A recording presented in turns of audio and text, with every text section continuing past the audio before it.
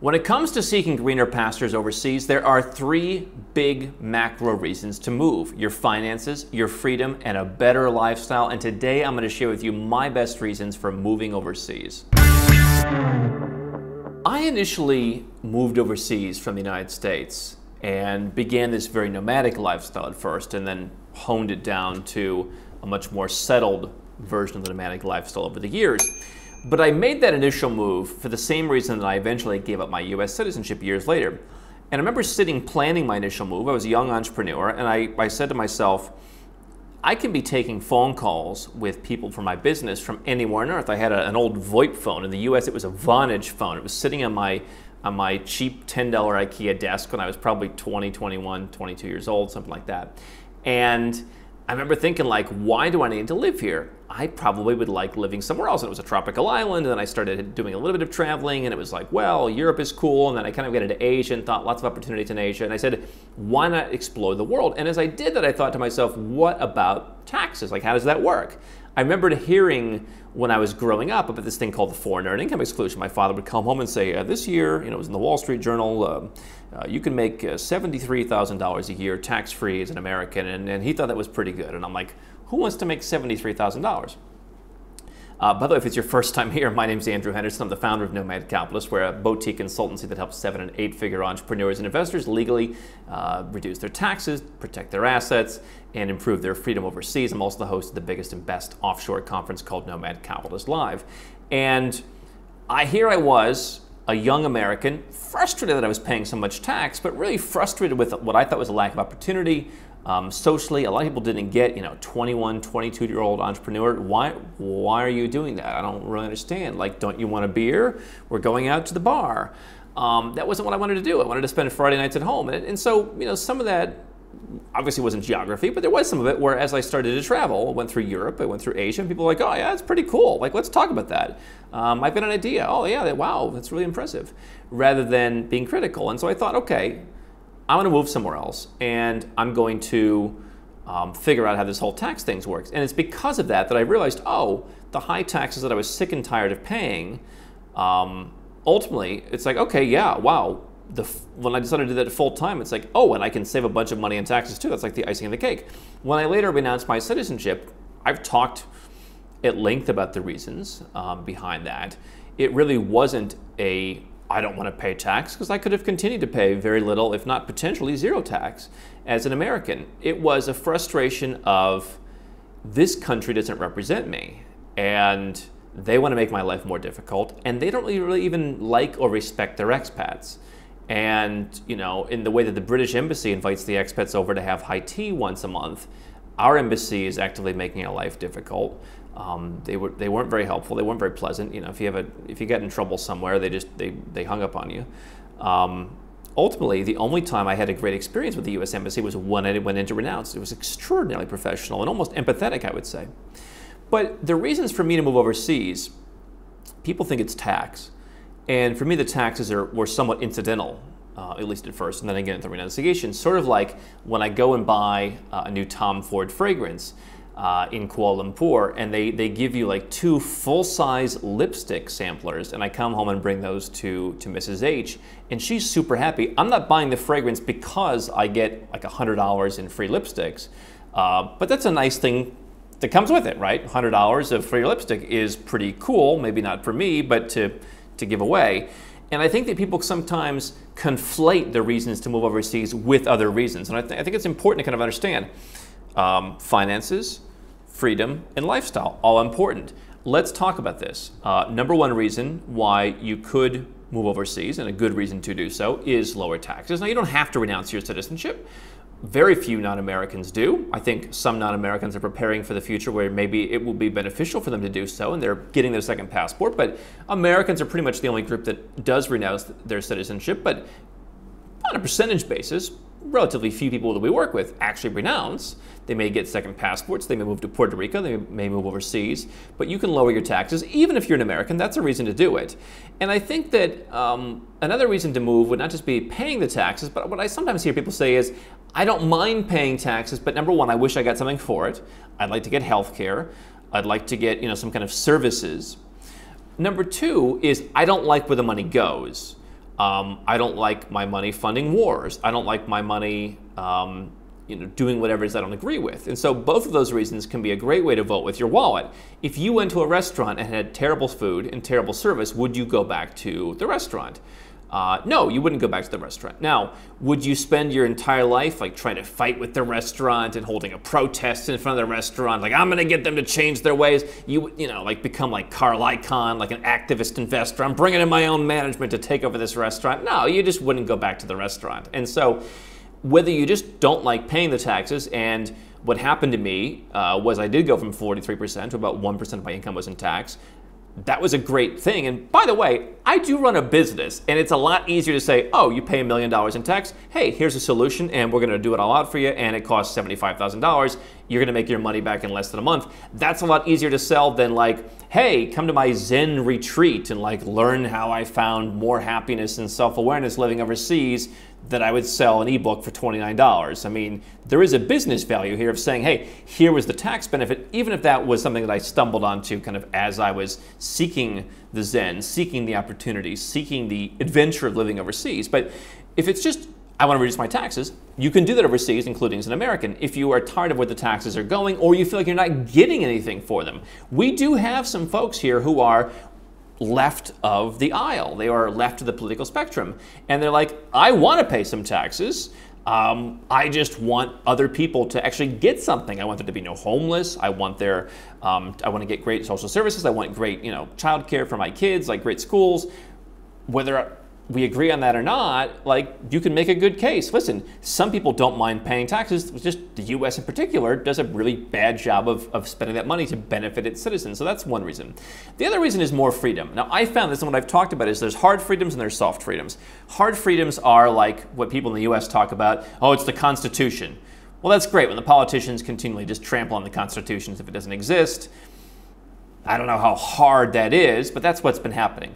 What I see overseas are a lot of soft freedoms. You can't entirely describe them. You can't entirely document them, but you go and you feel it. For example, I lived in the United States as an adult. I lived mostly in Arizona for about 11 years or so. Some of that time I was traveling a lot, but I lived there, I don't know, 10, 11 years, something like that. I think I got stopped by the police once within the first week of moving there. I didn't know the U-turn rules. I got a ticket. Another time I got stopped, one other time I think, by like a lieutenant. It was very important that I knew she was a lieutenant. And she was yelling at me like, just tell me you did something wrong. It's like, I'm not speeding at all. I know I'm going exactly the speed limit. I haven't had a drop of alcohol, never did when I would drive. And like, I just kind of was like, all right, I'm a very bad boy. You got me. Like, I had to be very serious because she was like really angry. And there was just that kind of sense like, be careful what you're doing. Like, you're driving the speed limit, you're doing nothing wrong, and there's just a sense, like, you don't get that in other places. And you can apply that whether it's, I'm not saying I'm against the police, I'm just saying like there was this kind of like fear I felt like. A lot of people in the United States, they're like afraid, like you're always breaking the law in the US. And now there's so many kind of unwritten laws or social codes of what you should do and what you shouldn't do. If you just want freedom from government, if you just want freedom to be yourself, if you just want to be left alone, it's hard to describe that certain cultures just don't care that much. We've seen in the last couple of years how a lot of people have really enjoyed these micro powers that have been given them to like check you at the door, or like, you're coming into my fast food restaurant, let me see that you scanned your way in. And people really enjoyed that. And I think there's certain cultures where they're just like, hey man, it's all cool. And I'm not saying that we should or shouldn't follow a certain policy, but I'm saying like, you can't really document, like some cultures are just like, you do you, I do me. Take Malaysia, for example. People say it's a Muslim country, and yes, it is a Muslim country. A Muslim country where the majority population says, if you want to dress differently than we do, act differently than we do, operate differently than we do, that's cool. Like, we're going to do what works for us, and we, by and large, respect what you're going to do. That's different than what people think of, oh, some country where they literally follow you around, or you're holding hands, that's not allowed. There are places where you just get more freedom, and it's just a cultural essence. And I think that you find that when you go overseas. And if you're looking for more freedom to be yourself, to not have to follow the latest Western political mandates, to not have to have just so many dumb rules over your head, then you'll find that. Another reason is, number 3, quality of life. one place where I found it very easy to make friendships, and a lot of people do, is the country of Georgia. I have a home in Tbilisi, and I have some great friends. And by the way, as someone who lived briefly in Los Angeles and made a few friends while I was there, those friends were pretty unreliable, quite frankly. I've still got one friend that I talk to occasionally from Los Angeles, but most of them, they weren't reliable 15 years ago. They're coming to your party, and 30 minutes later, they're not there at the party, right? I've had friends in Georgia that like really go to bat for you. They've really been there for me. They've really helped. They've really been great friends. Now, I have made friends all over the world, but one of the things I liked about Georgia, for example, is where I come from, the U.S., everything's like so fast-paced, and as an entrepreneur, I like that. But there's sometimes where it's like, hey, you just want to go out and spend an afternoon with someone. And I felt like in a lot of places, in the West, it's like you go, you meet, like everyone's on the clock, you got to go. And when I went to places like Georgia and like others, at a certain point, you just kind of ease into things. There's more of an easygoing lifestyle. Now, sometimes that works for me, and sometimes it doesn't, which is why I diversify and I hire people in certain places, and I have friends in certain places, and I kind of distribute my life. But for quality of life, I think friendships, food, healthier food, better tasting food. You ever know what like a real tomato tastes like? I don't know that I ever had that growing up in the United States. You go to some of these places, especially in Europe, like real great food. Go to Georgia, you'll see your food in some cases. You drive half an hour outside the city, there's your food, there's your meat, there's your vegetables, like it's all out there. And so I think that quality of life in terms of building friendships, having higher quality stuff. For me, I went to someone's house just the other day and they have like the Google Home. I've got smart home stuff, but like I don't like this surveillance tech in my home. And it was really kind of weird. And I kind of associate like everyone I know who's in the US has like Google Home where they're talking to their Alexa. And it's like, for me, I've associated being overseas with like not having to do that stuff. And there's also kind of a social pressure, by the way, that like all my friends in the US are like, they just kind of go along with what everyone else is doing. Like, oh, you got an Alexa, I'll get an Alexa. And now like all your stuff is being phoned home to Jeff Bezos. I think in so many ways, it's just better quality of life overseas. Another reason that I initially wanted to go overseas, which I think is very helpful if you're looking for a reason to do so, is new business perspective. Going overseas forces you to think outside the box, because what you're going to do is you're going to meet people who have a different way of operating than you do. And they have a different culture than you do, of course. And there's going to be some friction because, when you're in your own culture, everything just kind of flows. And sure, you know who the good people are, the bad people are. You can still have certain intuition. But nothing stands out as much. And so when you're overseas, things start to stand out. And so you get to pick up on that, and you're going to gain self-awareness, but you're also going to pick up on potential opportunities because they're going to stand out more to you. You're going to get a different perspective on how to run your business. You're going to get a different perspective on just you personally as well. I think you're going to become a lot more self-aware doing this. But you're going to be forced to think outside the box as a business person by being confronted with a different reality in some of these places. There's nothing to say that if you move to, just take Georgia as an example, you can't continue to sell your products and services to people in the United States or Canada or wherever you're from or wherever you want to sell. But you are going to for sure get a new business perspective, and I think that will help you. On top of the fact that another reason is more opportunities. That was a big reason for me, was I wanted to go to Asia. I had spent time traveling in Asia, and I thought Asia is going to be the continent that owns this century. What am I doing sitting here in a country that was once great, still obviously is wealthy, but it's heading in the wrong direction? I feel less and less free. They're taking more and more of my money. Why wouldn't I go to tax-friendly Asia and see all the different opportunities that are going on there? I think that by going overseas, you pick up on so many more opportunities. You can get ahead. You can find business opportunities that no one else has brought yet. Now, this is increasingly difficult as more markets ascend out of frontier market status and just being emerging markets.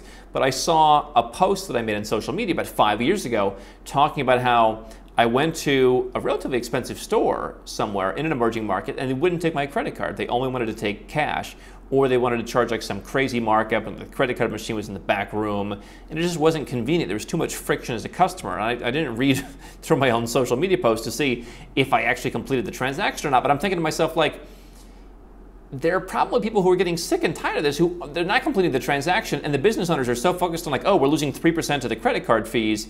We got to put that thing in the back room, that how much money are they losing to save 3%? And The idea was opportunities where you can come in and make simple improvements. You can come in and open businesses, my proverbial ice cream shop that became a big chain, or you go to Cambodia and you see that people open coffee shops before Starbucks would even touch the place, and then Starbucks has to come in and like beg and grovel to compete with them. You could have been that business. You can go to places in Africa, or places that are emerging in Asia or South America, and open up these relatively simple businesses. You can also have the opportunity just to be left alone. And I think that a lot of countries, again, based on the culture of more freedom, are more likely just to leave you alone. Whether you want to run a business, I don't see in the places where I go lots of hatred for wealthy people. Part of it is I live a little bit above the fray. Part of it is I think, again, in some of these countries, they just don't care. People are trying to become wealthy. There's a certain aspirational thing going on. And so if you want to see new ideas, if you want to be left alone, if you want to get ahead, if you want to have an easier time, if you're younger perhaps, starting a new business, opportunity is very much rampant overseas. And again, it's going to stand out to you like a sore thumb. Another issue for me was better relationships. And I think that if you looked at the entire world, aren't you likely to find some people outside of your home country who you would get along with? If you're single, I would suggest that quite often being with someone from a different country would create a better relationship for a lot of folks, and that your partner or the people that you want to associate with socially or in a dating context might be from a different culture. And you always hear that guy, like I lived in the US and it was always like, do you know so-and-so? He only dates Russian women. And you think, oh, that's kind of a cliche, and people have their own judgments on that. Maybe that's what works for the guy. Maybe he wants that certain cultural aspect that isn't present in his country. And I'm not saying that's good or bad, but you have to do what's best for you. You've got to go where you're treated best. So better relationships, better connections, better quality of relationships, I think is a great reason to go overseas. And you want to be strategic in that. I mean, if you're going to go start a frontier market business in Mongolia, obviously relationships probably aren't going to be the piece. So you have to pick and choose, which is most important: the finances, the freedom, and the lifestyle, and kind of allocate your points between those. But I think better relationships are a possibility for living overseas. And so on that sense, for me, the idea initially was about a sense of belonging. Where can I go and be an entrepreneur that has a certain confidence in myself, where I can grow my business, where I feel like my efforts are appreciated, where I feel like hiring people is rewarded, where I feel like the culture isn't against me for creating wealth because they don't understand it. And so there are successful people out there, many of you watch this channel, who are constantly evaluating yourself. You have a sense of self-awareness. That's why you became successful. And you allow people in your society to shame you and to guilt you for becoming wealthy. You are the evil rich. You're the one who's not paying enough taxes. You didn't do anything wrong. But I think a lot of entrepreneurs that I've worked with kind of take this to heart, where it's like they start to think, like, did I do something wrong? And it's maybe kind of more easy to determine when it comes to like taxes. Hey, I didn't do anything wrong. I worked hard. I earned the money. But there's other elements where I do feel like Western entrepreneurs and investors are held back on a psychological level because they live in a culture where it's no longer cool to become successful. And so what I want to tell you is, if you need a reason to go overseas, it's to stop allowing people to shame you for your life choice to be an entrepreneur, to be successful, to outwork people, to outsmart people, to create opportunities to create new jobs. And so if you're looking for a reason to move, I think there can be no greater reason. Forget taxes, forget freedom, forget quality of life and lifestyle and perspective and the investment opportunities and all the things that'll come up. Those things are important.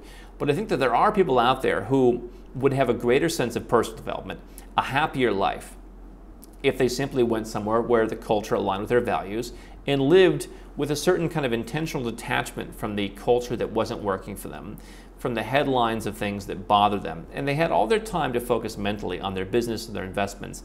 That to me would be a great reason to move overseas. All of these are great reasons to do it. You've got to figure out which are most important, and obviously the countries that you would go to, lower taxes might be in Dubai, more freedom might be somewhere in Central America or Eastern Europe. Better relationships, who knows where that could be. But you've got to find those places. We've talked about them. And these are the reasons that you should keep in mind when you're planning to move overseas. And then don't allow people to come in and stop you from doing what's best for you.